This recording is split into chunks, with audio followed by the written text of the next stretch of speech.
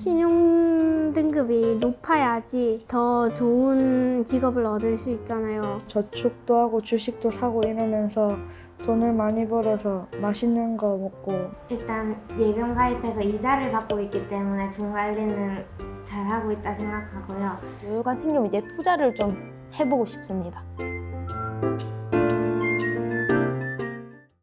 최근 동학개미 운동, 주린이와 같은 신조어가 유행할 정도로 주식을 처음 시작하는 개인 투자자들이 크게 늘고 있다. 이렇게 주식시장이 뜨거워지자 주린이들을 향한 우려도 나온다.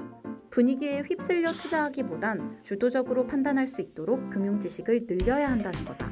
그러나 막상 우리나라 금융교육 실태를 보면 10명 중 9명은 금융교육이란 걸 받아본 적이 아예 없는 게 현실이다. 왜 학교에선 이론만 가르치고 살아가는데 꼭 필요한 금융경제 지식은 알려주지 않는 걸까? 이런 생각에 아이의 교실을 돈으로 움직이게 만든 부산의 한 초등학교 선생님이 있다. 이 선생님이 맡은 학급은 이소라는 가상의 화폐 단위로 돌아간다. 학생들은 숙제를 제때 냈는지 등에 따라 결정되는 신용등급을 관리하고 이를 바탕으로 원하는 직업에 지원한다. 물론 일한 대가로 월급도 받는데 실제와 똑같이 납세의 의무도 다해야 한다. 번 돈으로는 일기 면제권이나 앉고 싶은 자리 등 다양한 걸 살 수 있고 예금에 가입하거나 주식 투자를 할 수도 있다. 최근엔 학급 회의를 거쳐 결정된 금액에 따라 재난지원금도 지급받았다고 한다. 이렇게 현실을 그대로 본뜬 교실에서 아이들은 실제 경제가 돌아가는 원리를 자연스레 경험하게 되는 거다. 이 교실 이야기를 담은 영상을 선생님이 유튜브에 올리자 스스로 금융지식이 부족하다고 느끼는 어른들로부터 아이들이 너무 부럽다는 반응이 쏟아졌다. 과연 이 교육을 직접 경험하고 있는 아이들도 그렇게 생각할까? 저는 급식 도우미 역할을 맡고 있고 150 미소를 받고 있습니다. 저는 급식 배식 끝나고 나서 치우는 일을 하고 있고 월급은 우리 화폐로 120 미소 받고 있어요. 저는 이반 반장으로서 공무원 역할을 하고 있어요. 월급은 얼마 받아요? 120미소 받고 있어요. 저도 이제 공무원으로서 이제 우리 반을 책임지는 부반장입니다. 저는 현재 6등급이고요. 저 재난지원금으로 받은 100미소를 예금 가입을 해서 현재 통장에는 돈이 없어요. 저도 이제 똑같이 재난지원금을 받았는데 똑같이 6등급입니다. 지금 현재 매주마다 신용등급을 꾸준히 올리고 있어서 관리를 잘한다는 생각이 들고요. 돈이 어느 정도 여유가 생길 때까지는 저축을 하다가 여유가 생기면 이제 투자를 좀 해보고 싶습니다. 네. 투자하고 싶어요? 저는 선생님 몸무게 한번 해보고 싶습니다. 저는 10등급이요. 왜 아직 10등급이에요? 모르겠어요. 숙제를 잘해야 돼요. 그렇게 잘하진 않았죠.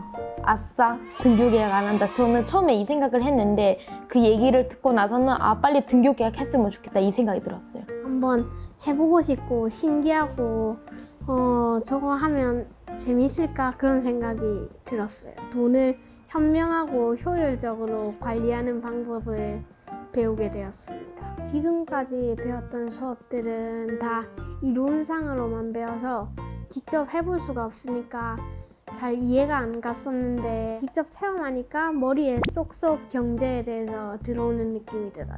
그것을 하게 되면 돈을 잘 관리도 할 수 있고 어떻게 쓰면 좋을지도 알 수가 있으니까 미래에도 많이 도움이 될 것 같아요.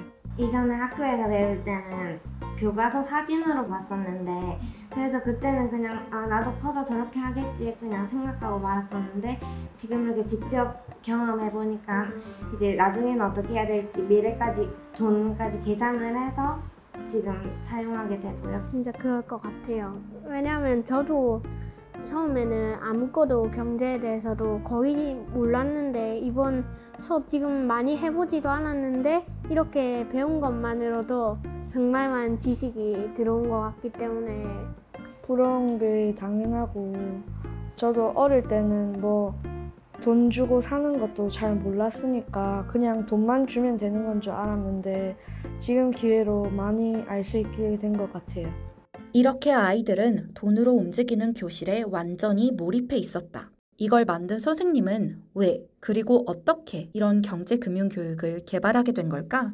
제가 커서 좀 당황스러웠던 일들, 특히 돈을 벌기 시작했을 때 이 돈을 어떻게 관리해야 되고 왜 이렇게 경제 활동이나 돈 관리를 잘 모르지 생각해 보니까 가르쳐 준 곳이 아무 데도 없더라고요. 그래서 이런 거를 학교에서 좀 가르쳐 줬으면 좋겠다 생각이 들어서 이런 교육 방법을 시작하게 됐습니다. 2년 동안 좀 천천히 하나씩 구상을 해 갔죠.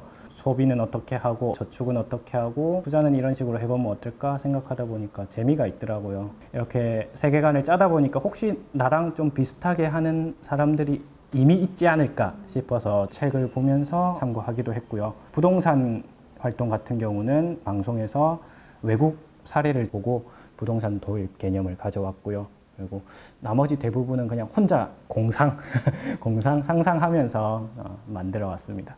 초등학교에서는 6학년에 사회교과에서 이제 경제 단원이 나오는데 이론적인 내용들이 많아요. 한 단원에서 끝이 나다 보니까 그냥 이론을 배우고 한번 경험해보고 끝나기 바빠요. 저도 고등학교 때 이제 선택 과목도 경제를 선택했었는데 거기 보면 이제 제일 기본이 수요 공급 그래프를 배우고 진짜 기본적인 이론들을 배우다 보니까 나와서 저는 예금 적금 차이도 몰랐거든요. 경제를 선택 과목으로 선택했음에도 불구하고. 실제로 우리나라 초중고 정규 교과 시간 중 금융에 관한 내용을 가르치는 시간은 1년에 평균 9시간도 채 되지 않고 몇몇 금융단체에서 나와 해주는 교육도 대부분 일회성 활동이다. 이런 부실한 금융교육의 결과는 OECD 평균에도 못 미치는 금융이해력 지수와 주요 경제위기 때마다 많은 개인들의 삶이 휘청이는 결과로 이어지고 있다. 외환위기 이후에 카드 사태 그리고 2007년, 8년 글로벌 금융위기를 거치면서 우리나라의 자살자 수가 굉장히 많이 증가했거든요. 근데 그런 자살자 수의 증가가 금융 이벤트를 따라서 나타나기 때문에 지금 이런 상황에서 보면 아직은 괜찮은데 걱정이 좀 되죠. 금융교육은 일단 체계적이어야 되고 학습과 시뮬레이션을 동시에 병행을 해야 되거든요. 다 안 되는 거죠. 어찌 보면 사실상 금융교육이 부재에 비슷한 상황이겠죠. 이런 지적에 따라 학교 정규교육에서 금융교육을 강화하려는 노력이 이뤄지고는 있다. 지난달 금융당국은 중학교와 고등학교 시기에 최소한의 금융교육을 받을 수 있게 하겠다는 대책을 내놨다. 물론 이렇게 교육 시간을 늘리는 게 급선무겠지만 그 교육의 내용과 형식이 어때야 하는지에 대해서도 고민이 필요하지 않을까? 꼭 제가 하는 활동처럼이 아니더라도 초등학교, 중학교, 고등학교 지나가는 아이들이 성장해가는 동안 지속적이고 이제 반복적으로 직접 경험해 볼 수 있는 이런 경제교육의 방향으로 나아갔으면 좋겠어요.